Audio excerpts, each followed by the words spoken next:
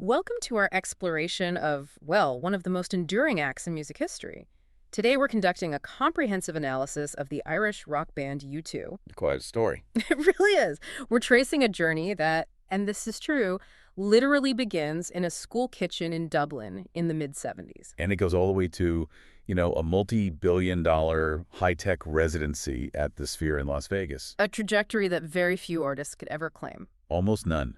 We're looking at a timeline that spans nearly 5 decades now.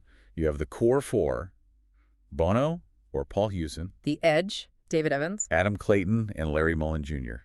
They formed in 1976 and have somehow managed to stay relevant through massive cultural shifts. And our mission today is really to analyze how that happened. We've got a lot of biographical data, discography details, touring history to work with. Right. We want to understand how a group that, by their own admission, started with very limited musical skill, Very limited. evolved into one of the world's best-selling music artists. Precisely.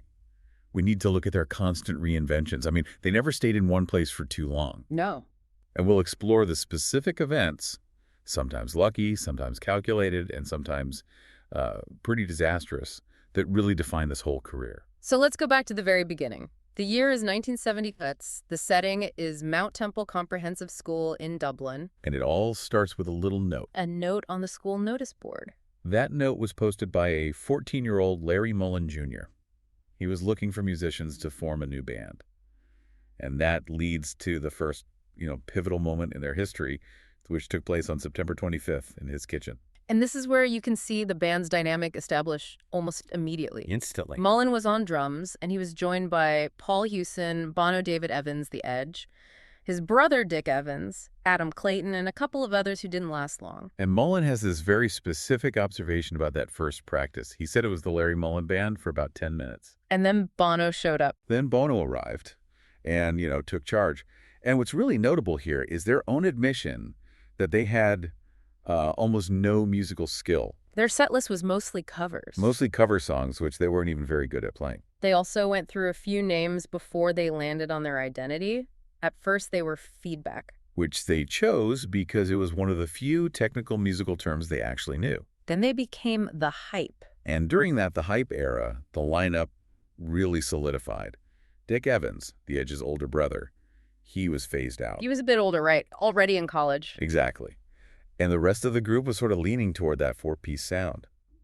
Dick actually walked off stage ceremonially during a farewell concert in March 1978. Leaving the four guys who would become U2. Yes, and let's talk about their name, U2. It wasn't some bolt of lightning or inspiration. No, it came from a friend of Adam Clayton's, a punk musician named Steve Averill. He gave them a list of 6 options. And they chose U2 not because they loved it. Far from it. They chose it because it was the name they disliked the least. Which is not exactly a ringing endorsement. No, but they felt it was ambiguous, had some, open-ended interpretability, and it would look good on a poster. And just a few weeks after becoming a 4-piece, in March of '78, they hit a really major milestone. They won the Pop Group 78 Talent Contest in Limerick. That was a crucial turning point. The prize was £500 and a recording session. The money must have helped. The money was good, but The Edge has said that while he had no idea how good they actually were, winning that competition was just incredibly important for their morale. It gave them the belief that this could actually go somewhere. Exactly. Yeah. Even though a disastrous demo session followed shortly after, that win was the validation they needed. And it seems like the influence of punk rock here was just vital. They were listening to bands like the Stranglers, the Jam, the Sex Pistols. And that whole scene convinced them that, technical perfection wasn't a prerequisite for success. They realized that energy and attitude could carry them while they learned their instruments. And that ethos carried them right into 1980 when they signed with Island Records and released their debut album, Boy. Boy was produced by Steve Lillywhite, who would go on to be a longtime collaborator. But while that first album showed promise, the creation of their second album, October, was just Chaos. complete chaos.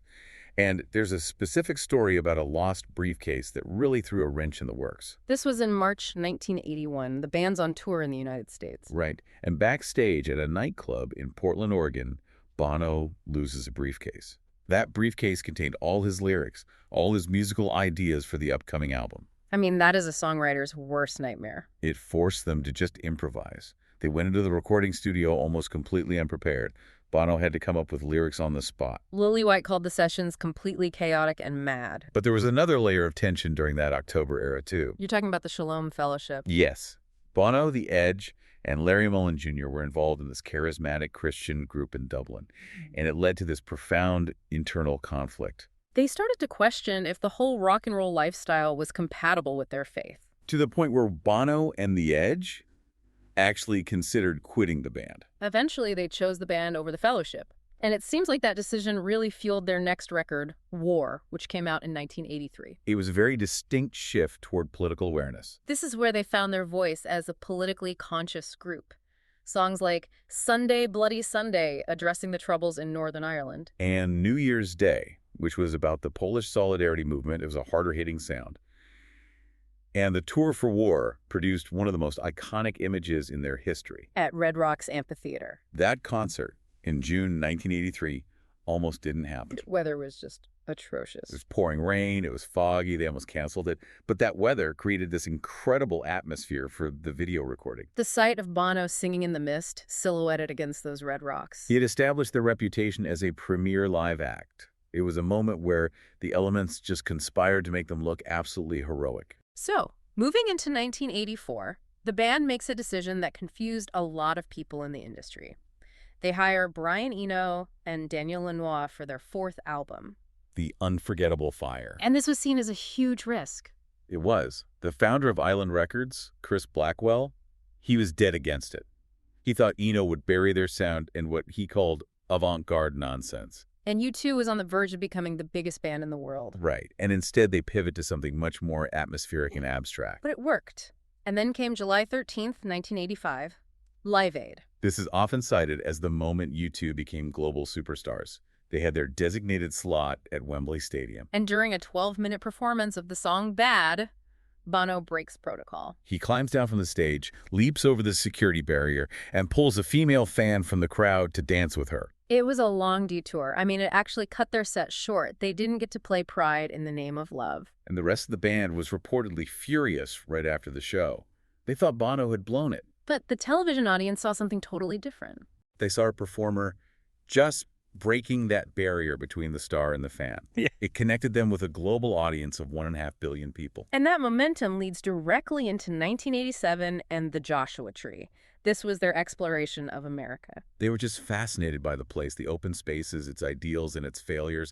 They were exploring blues, folk, gospel. The album became one of the best-selling in history. Time magazine put them on the cover. With the headline Rock's Hottest Ticket, they had reached the absolute peak of commercial rock success. However, the follow-up, Rattle and Hum in 1988, it hit a wall. It did. It was a mix of live tracks and new studio songs with a documentary, and the criticism was harsh. The backlash was really significant. Critics called it pretentious, bombastic, misguided. The band was accused of trying to place themselves in the pantheon of rock legends a bit too aggressively. They realized they had painted themselves into a corner. Which leads to that very famous moment in Dublin at the end of the 80s. On December 30th, 1989, on stage at the Point Depot, Bono announces to the crowd that the band had to go away and just dream it all up again. It was basically an admission that the current version of U2 was finished. They needed a radical reinvention. And they certainly found it in Berlin. In 1990, they arrived at Hansa Studios to record what would become Achtung Baby. But it was not a smooth process. No, it was incredibly tense. The band nearly broke up. Clayton and Mullen wanted to stick to their rock roots, while Bono and The Edge were listening to industrial and electronic dance music. A complete stalemate. Until they improvised the song One, and that track bridged the gap and, you could say, saved the album. Achtung Baby, released in 1991, was a complete sonic and visual shift. And the tour that followed, Zoo TV, was unlike anything they had ever done. Zoo TV was a direct response to the earnestness of the 80s. Instead of waving white flags, they embraced irony. The stage was built of Trabant cars and massive video screens. And Bono adopted this persona of the Fly, with the wraparound shades and the leather. They were making prank calls to the White House from the stage. They were satirizing media overload by becoming the overload. Exactly. And they continued this experimental path with the Europa and then the album Pop in 1997. But Pop brings us to another lesson in the band's history. Deadlines. Pop really serves as a cautionary tale.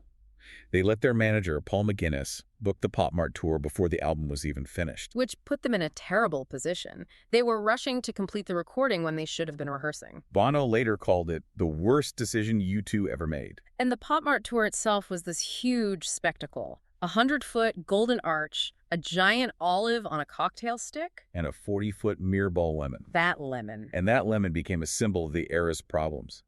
The band was supposed to emerge from it for the encore, but it kept malfunctioning. It would trap them inside. It was just this massive, expensive art project that I think confused a lot of their audience who just missed the straight-ahead rock band. For sure.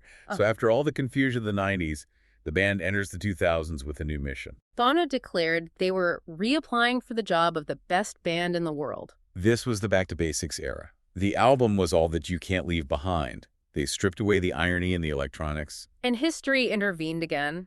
Following the September 11th attacks, the album's themes of loss and resilience just resonated so deeply with American audiences. Their performance at the Super Bowl XXX's halftime show is still considered one of the best ever. It was a tribute to the victims with their names projected on this huge backdrop. It was a return to that earnest, emotional connection of the war era, but, with the polish of veterans. And during this period, they also really embraced commercial partnerships. The album How to Dismantle an Atomic Bomb had the song Vertigo, which was ubiquitous thanks to an iPod commercial. That partnership with Apple heralded a new way of marketing music. But that relationship with Apple would eventually lead to a pretty significant misstep in 2014. With the release of Songs of Innocence. This was the largest album release of all time.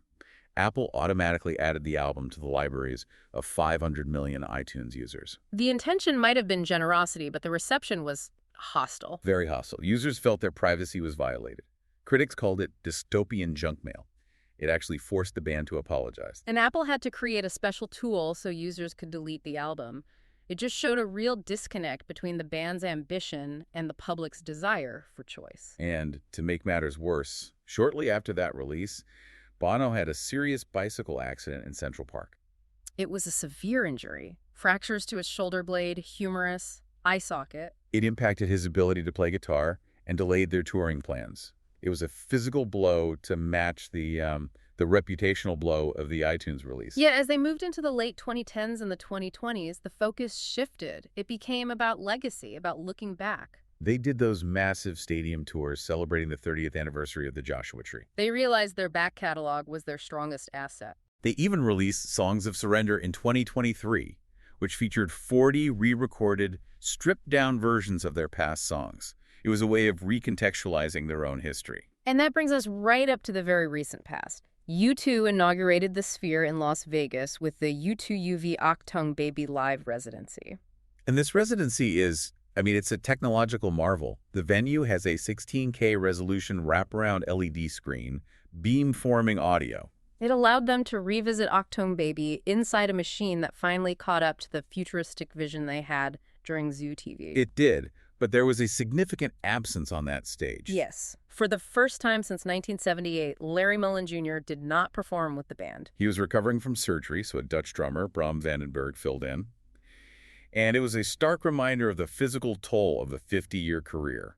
But despite all the ups and downs, the statistics are just staggering. They're the second highest grossing touring act in history. And they have 22 Grammy Awards, which is more than any other group. Those numbers quantify their success, but they don't really explain it. No. If you look at the whole arc we've discussed, from that school kitchen to this Sphere, the one defining characteristic is adaptability. They seem to have a survival instinct that kicks in whenever they get too comfortable. Exactly. Bono once referred to Achtung Baby as the sound of 4 men chopping down the Joshua Tree. And that is the key thought here. Their willingness to destroy their own legacy. Their willingness to chop down what made them popular in the first place just to stay relevant. That's why they survived when so many of their contemporaries disappeared. They understand that to stay the same, you have to change. It's a fascinating study in longevity and artistic evolution. We want to thank you for joining us on this exploration of U2's history. Thanks for listening.